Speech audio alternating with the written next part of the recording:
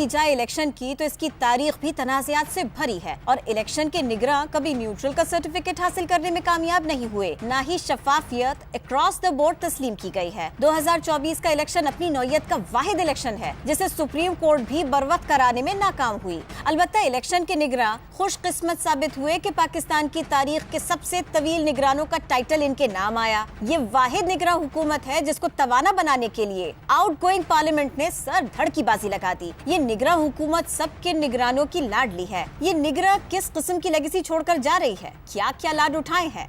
Election का पहिया तेजी से घूम रहा है। सियासी लीडर्स अपने वोटर्स का लहू गरमाने के लिए खूब बरस रहे हैं, लेकिन माजी की निस्बत अब सोशल मीडिया ने वोटर्स की जो तवज्जो हासिल की है वो नाकाबिल यकीन है। यूं लगता है कि सियासी जमातें इलेक्शन कैंपेन मैदान में कम, सोशल मीडिया पर ज्यादा चला रही हैं। इस मैदान में पीटीआई ने जो ट्रेंड सेट किया है, नून लीग, पीपल्स पार्टी और दीगर जमातें इससे सैकड़ों नूरी साल दूरी पर हैं। जहां 19 करोड़ से ज्यादा अफराद के पास मोबाइल फोन्स मौजूद हो, इसे नजरअंदाज करना मुहाल है। सोशल मीडिया का इस इलेक्शन में इम्पैक्ट कितना नतीजा खेज हो सकता है।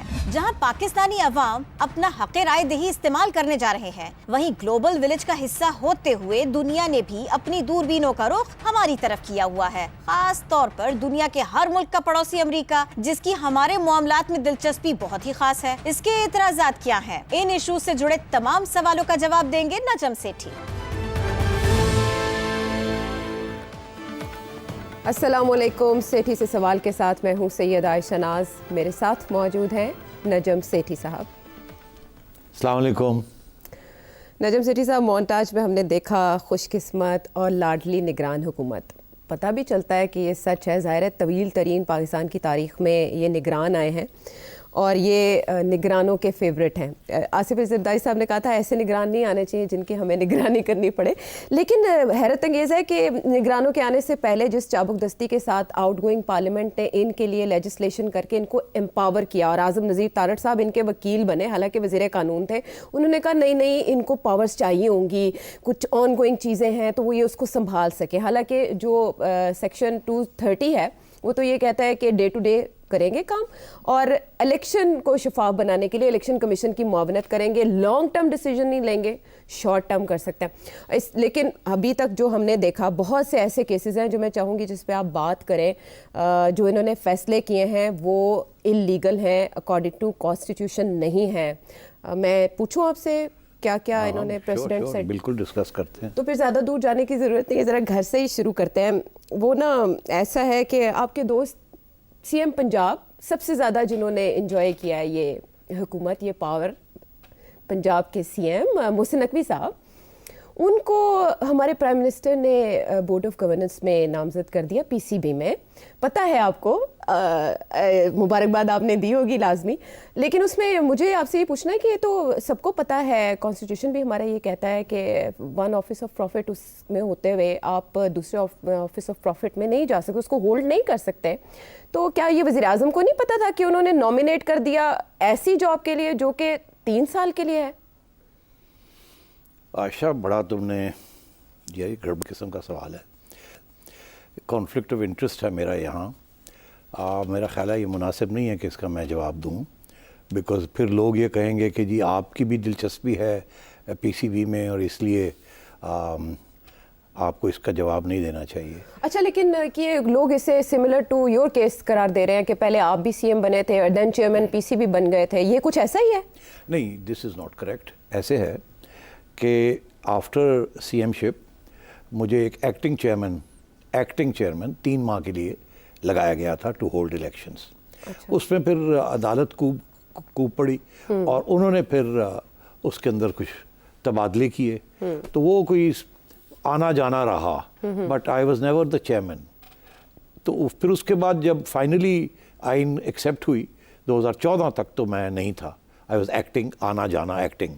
फिर बीच में सका अशरफ साहब भी आए एज चेयरमैन, एक्टिंग चेयरमैन। तो फिर आइन के आने के बाद मैं चेयरमैन नहीं बना, शहरयार खान साहब चेयरमैन बने, मैं मेंबर ऑफ बोर्ड रहा 3 साल के लिए। तो फिर चौथे साल या जाके मैंने इलेक्शन लड़ी और चेयरमैन बना। तो मेरे लिए ये इशू नहीं खड़ा हुआ कि चेयरमैन के चीफ मिनिस्ट्री छोड़ के मैं चेयरमैन पीसीबी बन गया, ऐसे नहीं हुआ। मैं 4 साल के बाद चेयरमैन पीसीबी बना था। अच्छा, तो रूल्स को अभी बाईपास किया गया कहीं ना कहीं? मेरा ख्याल है इसका जवाब तो मिलना पड़ेगा कहीं ना कहीं जाके कि क्या अभी तो उनको member of board of governors जी प्राइम मिनिस्टर ने नॉमिनेट किया है, उसमें कोई इलीगैलिटी नहीं है। लेकिन पहले खबर उड़ी थी कि चेयरमैन कर दिया गया, फिर मुझे लगता है उन्होंने रूल्स शूल्स खोजे होंगे, देखा होगा। पता नहीं, फिर अब उसके आगे बाद जाके अगर देखना है कि अगर वो इलेक्शन के लिए खड़े होते हैं तो फिर शायद इस किस्म के ऑब्जेक्शंस आ सकते हैं। अच्छा। मगर अभी तो कोई ऐसी चीज़ नहीं है, बिकॉज उनको नॉमिनेट करना as a member of the board, वो तो कोई office of Is that for profit 3 नहीं है। years? हाँ, वो नहीं, he's been nominated by the prime minister as a member of the board. Then? तो वो तो इशू नहीं है डबल वाला जो आप Okay. कह रहे हैं। वो 3 साल वाली जो बात है वो चेयरमैन फिर भी नहीं, वो 3 साल जो है ना, वो even as a member of the board आप 3 साल के लिए आप कह सकते हैं कि ये लॉन्ग टर्म फैसला है। तो इसलिए मेरा ख्याल है इधर ना ही जाए तो अच्छा है। देखा जाएगा आगे जाके क्या होता है। चले, इसका जवाब कहीं ना कहीं से आना चाहिए, क्लैरिटी मिलनी चाहिए कि अगर कहीं कुछ गड़बड़ है तो जाहिर है should go by the book. एक पिटिशन भी है कोई हाई कोर्ट में कि जितने भी लोग इस सेटअप का हिस्सा होते हैं, केयर टेकर सेटअप का, वो अगले 2 साल तक नहीं पोजीशन ले ऐसी बात सकते है। कोई, और ये पेंडिंग है हाई कोर्ट के रूबरू। हो सकता है उस पर भी कोई बात आगे बढ़ जाए। लेकिन नोटिस करने की बात तो है, बहुत सी चीज़ें ऑब्जर्व कर रहे हैं कि चादर से ज़्यादा पाँव फैलाए इस निगरान हुकूमत ने, और सभी इसको गौर से देख रहे हैं, लेकिन कोई बात नहीं कर रहा। कहाँ कहाँ आपके ख्याल में इख्तियारात से तजावज़ किया इस निगरान हुकूमत देखिए, ने? इसमें काफ़ी डिबेट हुई है, स्पेशली सेनेट के अंदर। रज़ा रबानी साहब ने बहुत से ऑब्जेक्शंस रेज़ किए हैं, बहुत से इकदाम ऐसे हैं जिसके ऊपर इश्यूज बने हैं, मगर कुछ ऐसे इकदाम भी हैं जिनके ऊपर मेरा ख्याल है इश्यूज नहीं बनना चाहिए। तो I can discuss those with you one by one. देखिए, ख्वाजा आसिफ साहब ने 2013 में एक सुप्रीम कोर्ट में पिटिशन की थी, बड़ी फेमस पिटिशन है, जिसके ऊपर पोस्टिंग्स एंड ट्रांसफर्स के ऊपर उन्होंने ऑब्जेक्शन लगाया था कि केयर टेकर्स जो हैं वो नहीं कर सकते। तो उसमें उनके हक में जजमेंट आई थी और बड़ी डिटेल जजमेंट है कि पोस्टिंग्स एंड ट्रांसफर्स जो हैं वो आप नहीं कर सकते, अलबत्ता इलेक्शन कमीशन से इजाज़त लेके आप कर सकते हैं। तो अगर इन जो 4 प्रोविंशियल हुकूमतें हैं और फेडरल गवर्नमेंट भी, अगर ये इलेक्शन कमीशन से इजाज़त ले लेते हैं किसी पोस्टिंग ट्रांसफ़र की, तो वो अलाउड है अच्छा, अंडर द रूल्स। सो पहली बात तो ये है। दूसरी, क्योंकि मैं भी सीएम रहा हूँ ना, तो मुझे भी पता है, हमने भी पोस्टिंग ट्रांसफर्स अगर करनी होती थी तो हम ईसी से इलेक्शन कमीशन को खत लिखते थे कि हम ये करना चाह रहे हैं, वहाँ से जवाब आ जाता था, ठीक है आप कर सकते हैं, फिर हम करते थे। तो ये तो इशू नहीं है पोस्टिंग ट्रांसफर्स का। अलबत्ता अगर आप कोई ऐसी चीज़ करते हैं जहाँ without taking permission of the election commission, तो वो चैलेंज हो सकती है। ओके। तो एक तो ये ख्वाजा आसिफ का बहुत बड़ा बहुत अहम केस था। इसी तरीके के साथ एक और केस था 1992 में, मैं उसके नोट्स लिए हैं। Regional commissioner of income tax Zafar Hussain साहब थे। वहाँ भी इसी किस्म के इश्यूज खड़े हुए थे पोस्टिंग ट्रांसफर्स के। तो ये 2 तो बड़ी क्लियर कट इश्यूज थे। अच्छा, अब आइए कि आपने जिक्र किया कि जुलाई 26 को जाने से पहले इन्होंने जो पीडीएम गवर्नमेंट थी, अता साहब ने वहाँ कुछ नए, आजम नज़ीर तारड़ साहब थे, तारड़ साहब ने, हाँ, उन्होंने एक्चुअली तब ये कहा था कि अपोजिशन का और हमारे जो एलाइज हैं उनका एतराज़ है कि पोस्टिंग एंड ट्रांसफर्स को आप माइनस करें, वो ना करने दें, लेकिन बाकी आप जो कर रहे हैं वो फिर उस पर हमने उनकी बातें, उनके एतराज़ात मंजूर कर लिए हैं।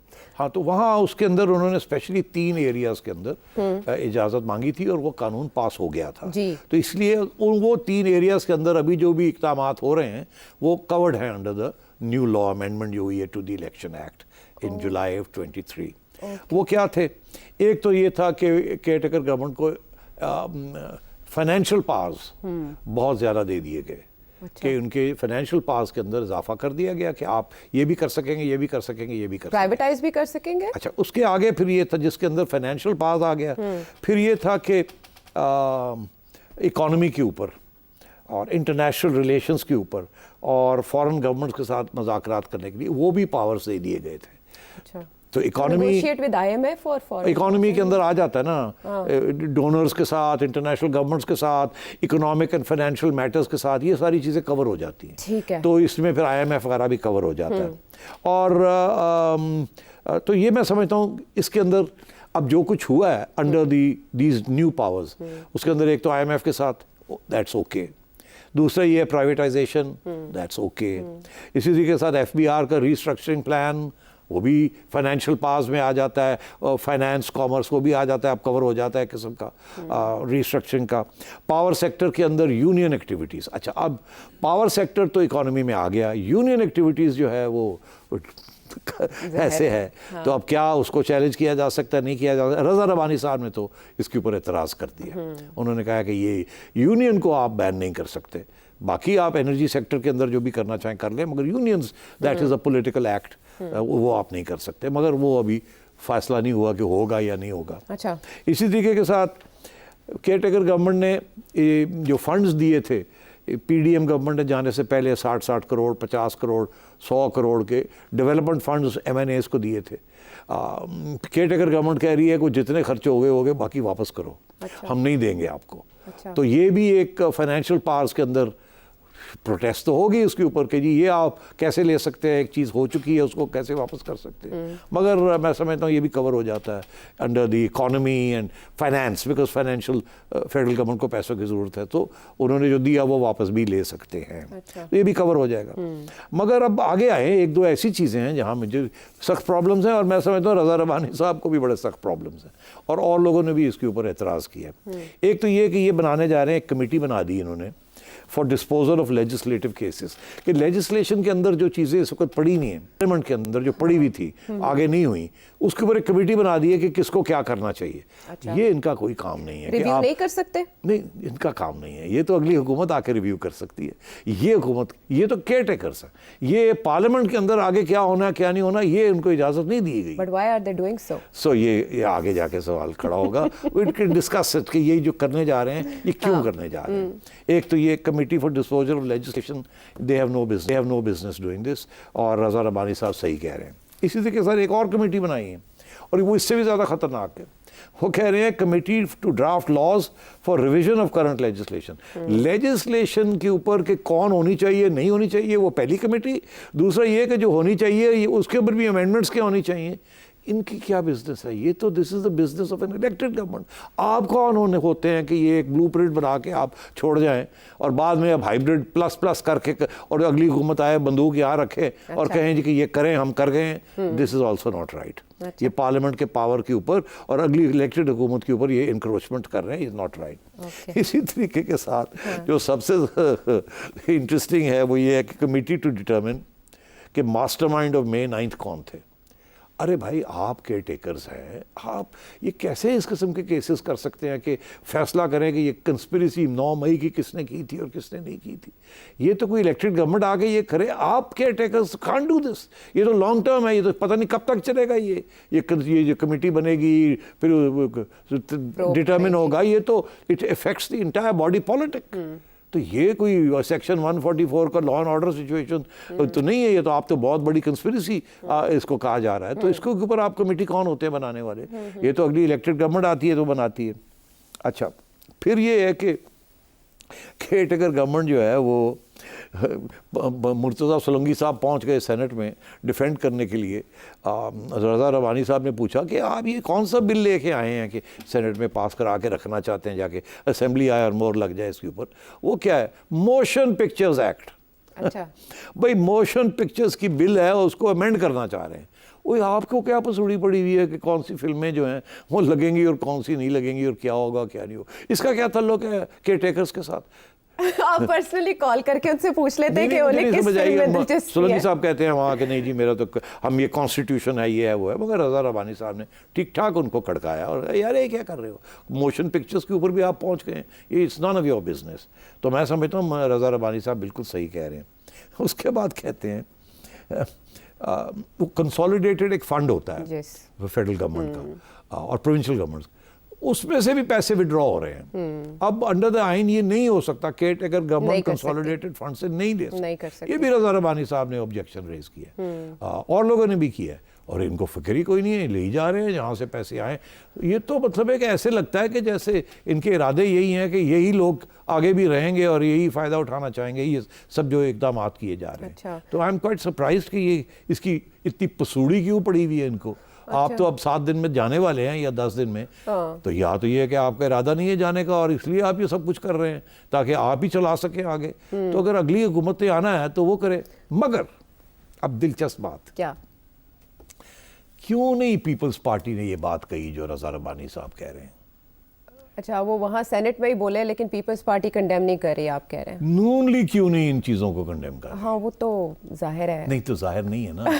तो इसका क्या मतलब है कि ये मिली भगत है, सारे मिले हुए, सारे मिले हुए हैं। क्या पीपल्स पार्टी ने और नून लीग ने इनको कहा है करो करो करो, असी नहीं कर सकांगे, अच्छा, हमारे लिए ये करने ज़रूरी है मगर हम नहीं कर पाएंगे, प्रॉब्लम्स हमारे लिए हो जाएंगे, कंसेंसस क्रिएट करना डेमोक्रेसी होगी तो। बट ये उनके लिए लैंड माइंस नहीं होंगी जो ये कर रहे हैं। तो इसीलिए तो फिर लगता है ऐसे है कि वो समझते हैं ये लैंड माइन्स नहीं होंगी, कर जाओ, हम नहीं कर सकेंगे, करना चाहिए, कर जाओ। या ये है कि कोई साहब, कोई इदारा, कोई इंस्टीट्यूशन ने ये कह दिया है पीपल्स पार्टी को और नून लीग को because of hybrid plus plus कि ये हम करने जा रहे हैं, ये मुल्क के लिए बड़ा ज़रूरी है।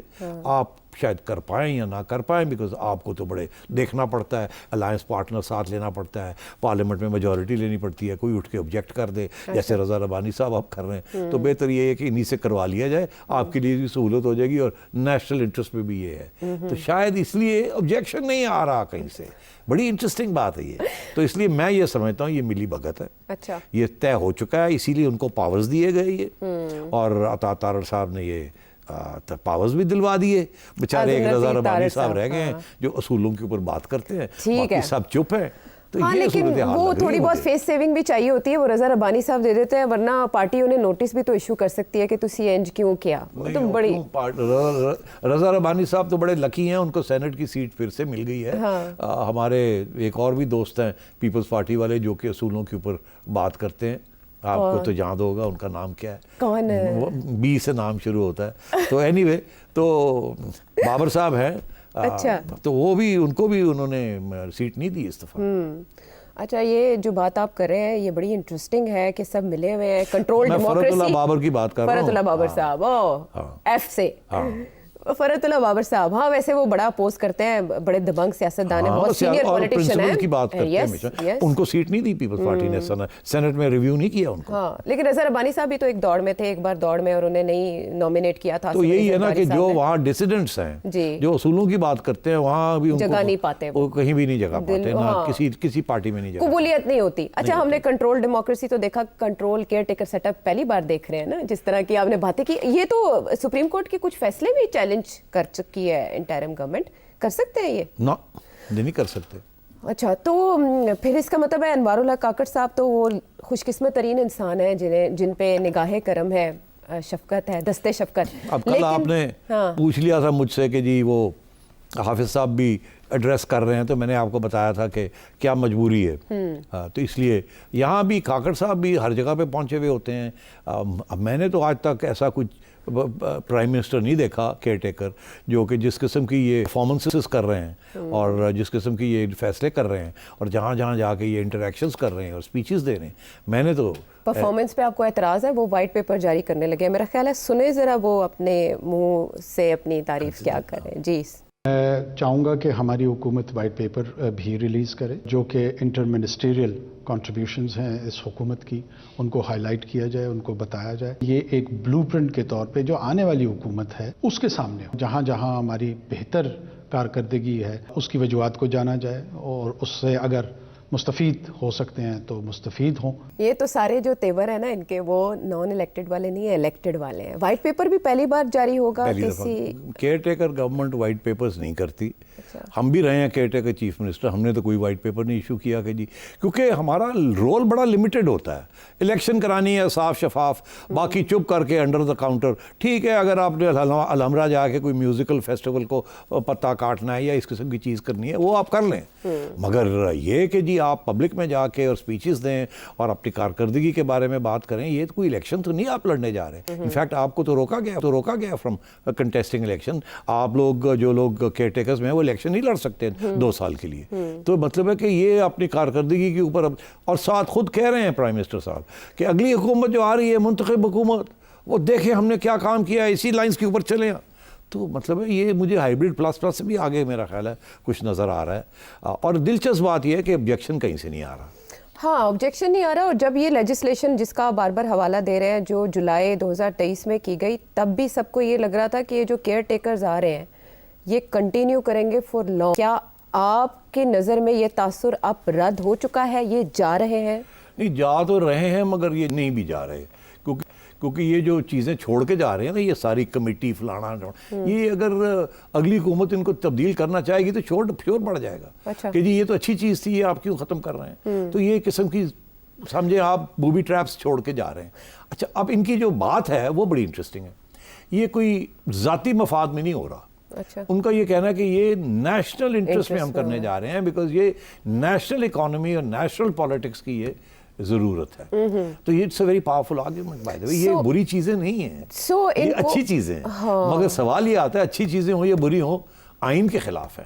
तो मगर फिर आइन के खिलाफ तो और बहुत सी चीज़ें यहाँ हो रही हैं। तो ये हमें तो यही कहा जाता है कि नेशनल इंटरेस्ट में ये सब कुछ हो रहा है। और मीडिया वाले आप लोग कौन होते हैं ये बात करने वाले? अगर स्टेट हैं वो ऑन बोर्ड हैं तो।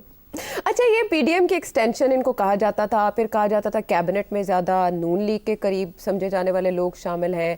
तो यू थिंक कि ये सब कुछ नून लीग को मुनाफा देगा अगर अगली हुकूमत नून लीग बनाती है? तो ये जो कुछ हुआ, देखिए ये तो मैं समझता हूँ कि कोई नून लीग की तरफ से मेजर ऑब्जेक्शन तो आया नहीं। तो ये are they good with it? I think they are good with it. Okay, I think they are good with it. अभी आप उनका मंशूर आने वाला है तो आप शायद उसकी तरफ जब तवज्जो देंगे तो फिर पता लगेगा कि वो whether they agree with all this और नॉट। तो सेठी साहब कैसे कैरेक्टराइज करेंगे आप हमारे केयर टेकर प्राइम मिनिस्टर को? He is a young man. तो और आप क्या कैरेक्टराइजेशन चाहते हैं? स्टूडेंट्स के साथ interaction and he feels young to interact with them. मैंने नहीं देखा पहले इस तरह से किसी ने इंटरेक्ट किया। हाँ, आई सपोज आप कह सकते हैं कि काकड़ साहब is a selfie prime minister. Image building में लगे हैं प्लीज करने। Okay okay fine. So this is all about caretaker setup and caretaker prime minister. They are outgoing suppose to be, but let's see. 8 फरवरी कोई ज़्यादा दूर नहीं है। वापस आते हैं ब्रेक के बाद।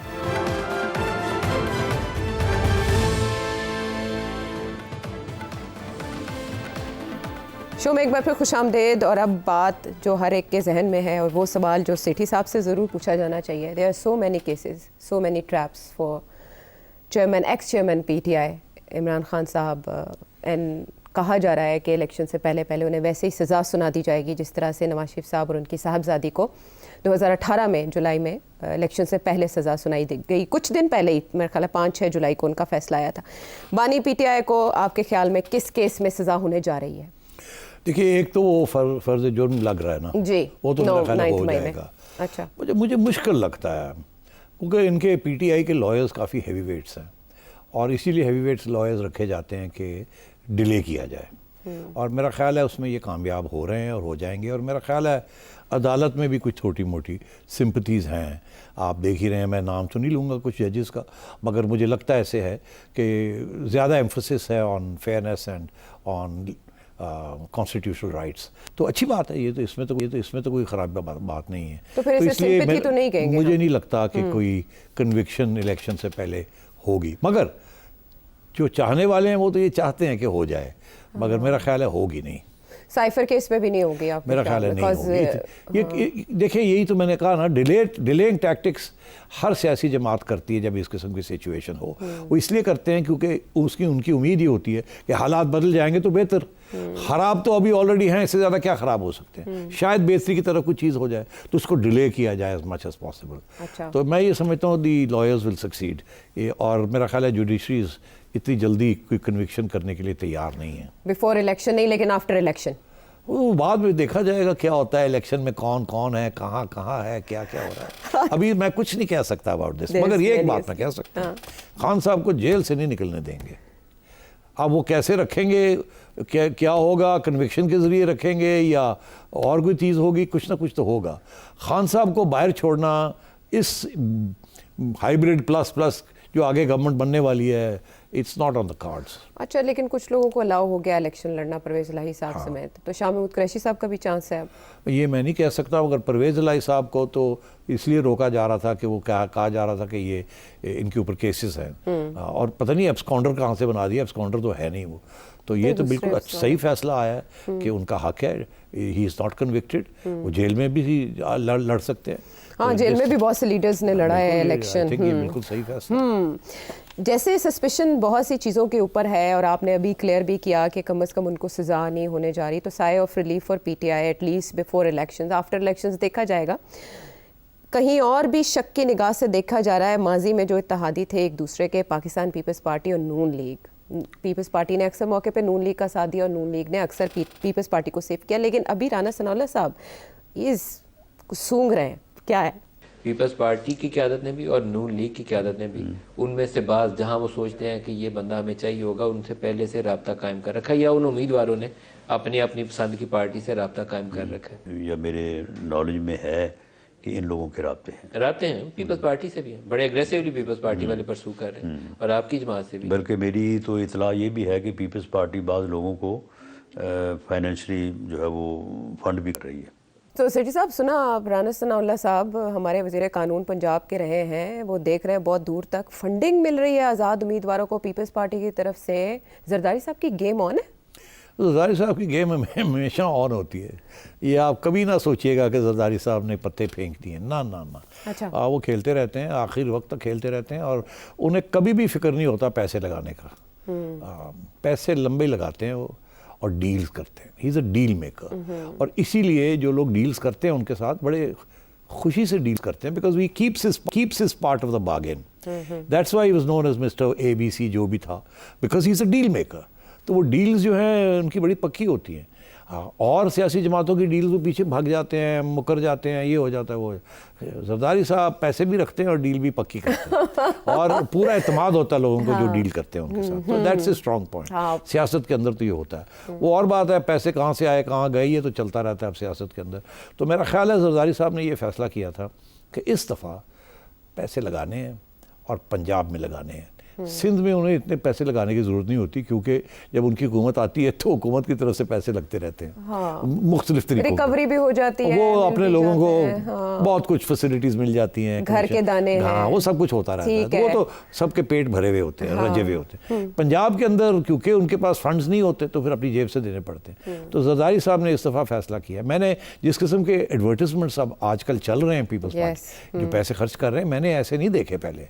और वो पंजाब में, सिंध में उनको ज़रूरत नहीं है, उनकी शॉर्ट सीट्स हैं। तो पंजाब में बिलावल के ऊपर और बिलावल की कैंपेन के ऊपर पीपल्स पार्टी पैसे खर्च कर रही है। अच्छा। और अब ये पहले ये था पीपल्स पार्टी का ये मौक़िफ़ था कि हम नून लीग से लोग तोड़े, क्योंकि वो नून लीग के ख़िलाफ़ काफ़ी PDM के अंदर उनका मेजर रोल था। पीपल्स पार्टी तो छुप के बैठी हुई थी, गाली पड़ रही थी नून लीग को, हालांकि वो हिस्सा थे उनका, मगर वो फॉरेन पॉलिसी और इधर उधर लगे हुए थे, चुप करके पीछे से अपने काम करवा रहे थे। और मगर जो गाली पड़ रही थी वो नून लीग को पड़ रही थी, शहबाज शरीफ साहब को पड़ रही थी, इसाक डार साहब को पड़ रही थी, बिकॉज ऑफ इकोनॉमिक इश्यूज।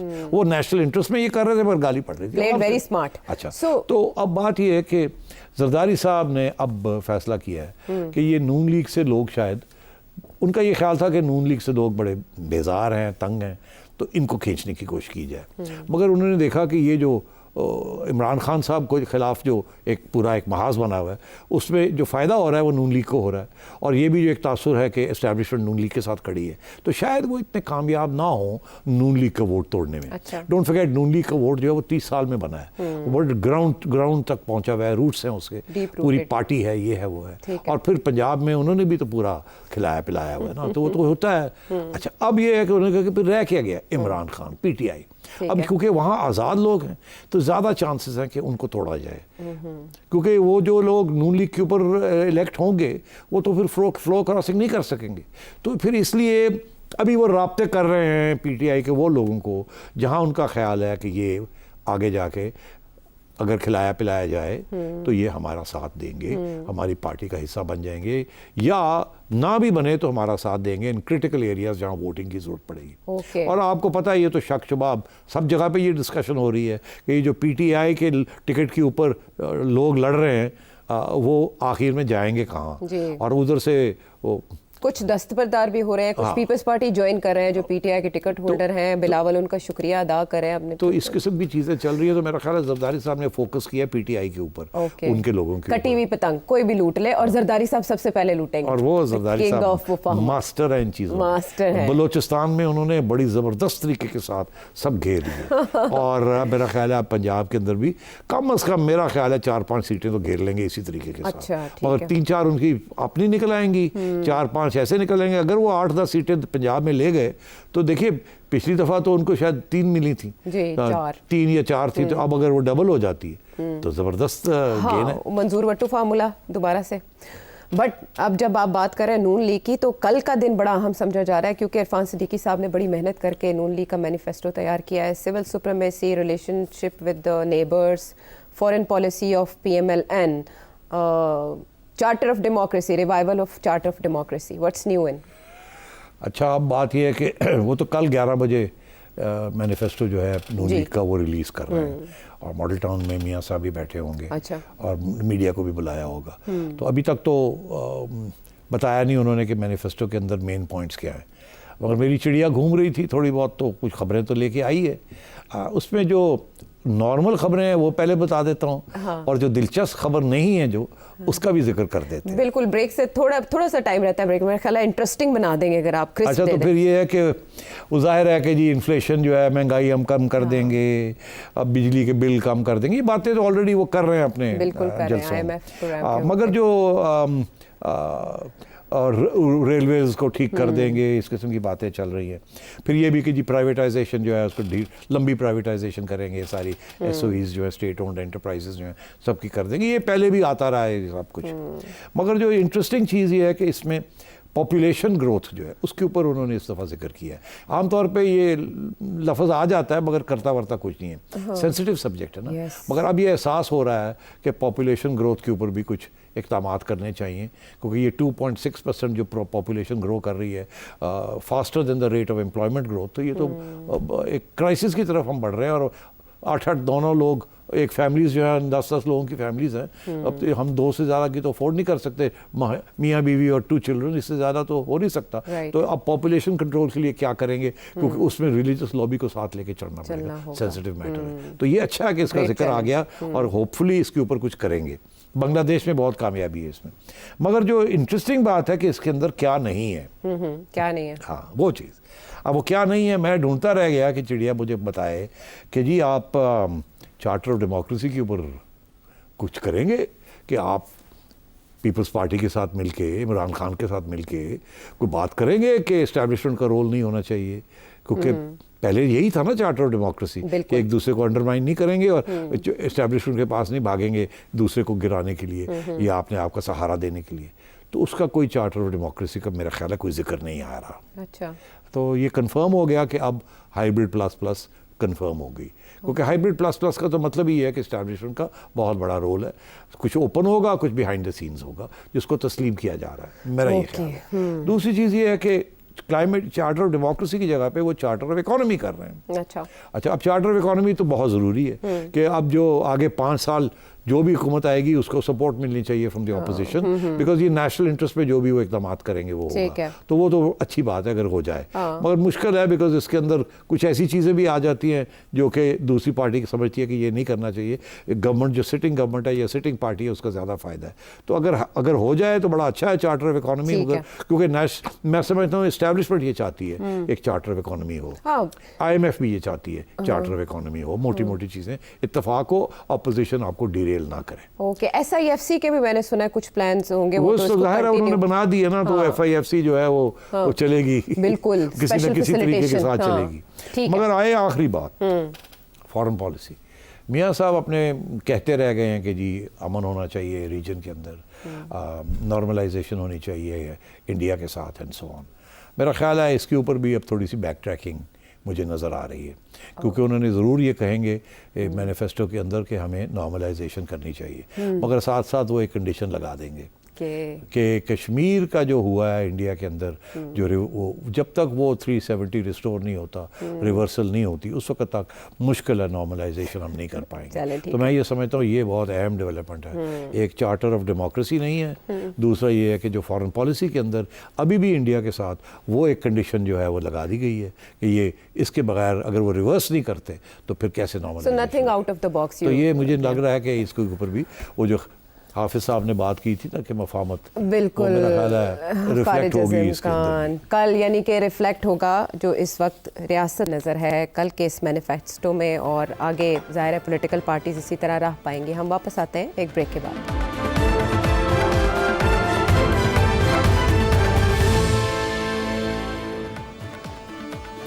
एक बार फिर खुशामदीद। और सेठी साहब, बांग्लादेश में इलेक्शंस हुए, यूएस ने उस पर कंसर्न्स को शो किए। अब पाकिस्तान में इलेक्शंस हैं तो जो कंसर्न्स आ रहे हैं वो freedom of speech, freedom of expressions के बारे में है स्टेट डिपार्टमेंट के। Are they meaningful? Do they have any impact on Pakistan? इसमें दो बातें कहूँगा। एक तो ये कि उन्होंने इलेक्शंस के ऊपर, फेयरनेस ऑफ इलेक्शंस के ऊपर परहेज़ किया, कमेंट नहीं किया। हालांकि सारी दुनिया में ये कमेंट चल रहा है और हाँ यहाँ भी चल रहा है, और इंडिपेंडेंट लोग भी ये कह रहे हैं कि ये कोई ख़ास फेयर इलेक्शंस नहीं है। सो ये तो इसके ऊपर तो कोई बहस नहीं हो सकती। अच्छा। मगर और बाय द वे 18 के भी नहीं थे। सो ये बिल्कुल वही खाते हैं जो 2018 में था और 2024 में। मगर अमेरिकन ने इसके ऊपर कमेंट नहीं करना चाहा। अच्छा। वो क्लियर है इसलिए नहीं करना चाहा कि वो तो इमरान खान साहब को पसंद ही नहीं करते थे। वो तो अब क्लियर होगी ना कि वो साइफर वाइफर तो अलग बात है, वो तो नहीं, ऐसी कोई बात नहीं थी, कोई निकालना चाहते थे मगर पसंद तो नहीं करते थे। क्योंकि खान साहब ने भी तो जाके पाँव के ऊपर, बहुत से लोगों के पाँव के ऊपर खड़े हुए, एंड वो रूस चले गए थे, याद है एंड सो। तो इसीलिए they are not commenting on कि फेयर होंगे इलेक्शन के नहीं। मगर मीडिया को तो हमेशा वो सपोर्ट करते हैं, ह्यूमन राइट्स और fairness of media, speech, freedom of speech वगैरह। तो वो उन्होंने उसके ऊपर बात की है, मगर उन्होंने इलेक्शन फेयरनेस के ऊपर नहीं की। अलबत्ता बांग्लादेश के अंदर उन्होंने इलेक्शन फेयरनेस के ऊपर भी बात की है। तो ये आप समझे रियल पॉलिटिक है। ये कोई इस पर असूली बात नहीं है। जहाँ उनको सूट करता है एक चीज़ बात करते हैं, जहाँ नहीं सूट करता वो दूसरी बात करते हैं। We should not be surprised. अच्छा, ये कुछ ऐसे भी स्पेकुलेट हो रहा है कि जैसे सोशल मीडिया पे क्रैकडाउन भी हुआ, टिकटॉक, पाकिस्तान में इंटरनेट डाउन हुआ, बेशक पीटीआई उस पर जो भी तावीलें दे, उसको इससे कनेक्ट किया जा रहा है कि शायद इस वजह से स्टेट डिपार्टमेंट की तरफ से ऐसा बयान आया। सोशल मीडिया का जो इस्तेमाल जिस तरह से पाकिस्तान तहरीक इंसाफ ने किया, नून लीग और पीपल्स पार्टी उसको असेस नहीं कर सकी, वाई, और कितना फ़ायदा होगा? बल्ला मैदान से बाहर है, बानी जेल में है, तो सोशल मीडिया कितना इन्फ्लुएंस करेगा इस कैंपेन को? देखिए, सोशल मीडिया ने तो पीटीआई को बनाया है और यही खामी थी बाकी पार्टीज़ के अंदर कि वो इसको काउंटर नहीं कर सके सही तरीके के साथ। अभी भी पीटीआई की social media campaigns are far ahead of Noon League और पीपल्स पार्टी। पैदल हैं ये लोग, वो भाग रहे हैं और वहाँ बहुत से वॉलंटियर्स काम कर रहे हैं जो कि पैसे के बगैर एक पैशन और एक आइडियोलॉजी और एक मोहब्बत इमरान खान के साथ जो है उसके बेसिस के ऊपर लोग कर रहे हैं। और दे आर वेरी क्रिएटिव, इसमें कोई शक ही नहीं है। And I you have to take your hat off to them. तो इसलिए social media is very important. अब कितना रोल ये प्ले करेगा, मैं समझता हूँ in the absence of any other support, हर जगह पे वो रास्ते उनके लिए बंद किए जा रहे हैं, तो social media will be very important. मगर इसीलिए मैं समझता हूँ कि ये जो केयर टेकर गवर्नमेंट है, पता नहीं क्या होगा, मौसम ख़राब हो जाएगा, इंटरनेट चलेगा नहीं चलेगा, क्या होगा क्या नहीं होगा, उसकी कुछ मेरा ख्याल है तैयारी भी हो चुकी थी। कुछ ड्राई रन्स भी हुए हैं कि इंटरनेट नहीं चला, जिस दिन खान साहब का इंटरनेट के ऊपर जलसे हो रहे थे, वर्चुअल जलसे। तो मैं समझता हूँ कि ये चीज़ें होंगी। अच्छा। और कोशिश की जाएगी कि इंटरनेट पीटीआई के लिए इतना तो हमारे पीटीआई दोस्तों को एहसास होना चाहिए इस बात का कि इस दफ़ा वो जो इलेक्शन लड़ रहे हैं वो उनके हाथ बांधे हुए हैं पीछे और कहा जा रहा है भागो भागो भागो, तो चले पाँव तो नहीं बांधे। वो कहते थे the boot is on the other foot. यही नून लीग के साथ हुआ था 2018 में और अब इनके साथ हो रहा है। हाँ, चले इसके बाद सिलसिला थम जाए, यही दुआ करेंगे। सेठी से सवाल, एक सवाल आया बड़ा इंपॉर्टेंट, सुनाए जी। अहमद खान कोयटा बलूचिस्तान से अर्ज कर रहा था, अभी अभी आपका पहला प्रोग्राम देखा, बहुत अच्छा प्रोग्राम था। मैंने ये पूछना था कि आप नून लीग को बहुत ज़्यादा सपोर्ट करते हैं, और दूसरा आपको फिर से चेयरमैन पीसीबी क्यों नहीं बनाया गया? आपने क्रिकेट के लिए बहुत काम किया था सर, जिसमें से सबको पता है कि पीएसएल आपकी पहचान है। Thank you. सेठी साहब एड्रेस करें, फेवरेट हैं आप नून लीग के और आप पीसीबी के चेयरमैन, क्यों नहीं बने? अच्छा यार, बात ये है कि मेरी कोशिश तो ये रही है कि मैं किसी का फेवरेट ना हूँ, मगर अपनी भी तो एक पॉइंट ऑफ व्यू होता है ना। और मैं ये ज़रूर समझता हूँ कि ये जो मियाँ नवाज शरीफ हैं, ये 2013 से 2018 इन्होंने जो जिस किस्म की गवर्नमेंट चलाने की कोशिश की वॉज वेरी डिफरेंट फ्राम जो प्रीवियस थी। मैं इनका बहुत बड़ा क्रिटिक था, मगर रिसेंट टाइम्स में I feel that he is done a great job. And वो कहते हैं कि tiger never changes it's spots, तो ये टाइगर ने भी अपने स्पॉट्स काफ़ी चेंज किए हैं। तो अच्छी तरह good things, so that is why in principle I think they have done a great job, and given a chance they'll do another great job. मेरी उम्मीद यही थी कि जब बेनज़ीर भुट्टो साहब पहली दफ़ा आई थी 88 में, तो मेरी यही उम्मीद थी कि she'll do a great job, we supported her, but it ended up in a different way. PTI की तरफ भी हमारी यही उम्मीद थी कि कम से कम यार मईशत तो चला लेते, कम से कम मीडिया को तो आज़ाद रहने देते, कम से कम सियासी जमातों को जीने देते, एक डेमोक्रेटिक सिस्टम चलने देते। इन्होंने हर जगह पे हमें फेल किया, तो there are reasons for not being their supporter. तो अब ये है कि उन्होंने आगे सवाल कर दिया कि चेयरमैन पीसीबी, और देखिए चेयरमैन पीसीबी तो अब लगा ही दी, उन्होंने एक ख्वाहिश का इजहार तो कर ही दिया है इस केयर टेकर गवर्नमेंट ने।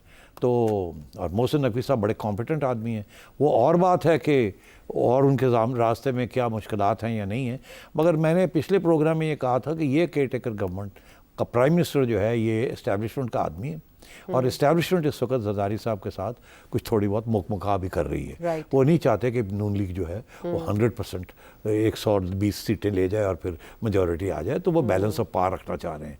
तो इसलिए मैं समझता हूँ कि जो भी पीसीबी में होगा वो कानून के मुताबिक होना चाहिए, फिर देखा जाएगा अगली हुकूमत आती है वो क्या करती है, किस किस्म के कॉम्प्रोमाइज़ करती है। डोंट फॉरगेट ये पीडीएम की हुकूमत के अंदर शहबाज शरीफ साहब थे जिन्होंने ज़का अशरफ साहब को लगाया था, और मुझे कहा था कि अल्लाह हाफिज़। उस अरसे में बड़ी रिफ्ट चली थी, तो बड़ी अल्लाह हाफिज़ कर दिया था। हाँ। मैंने कहा तो ठीक है, तो हम ठीक है।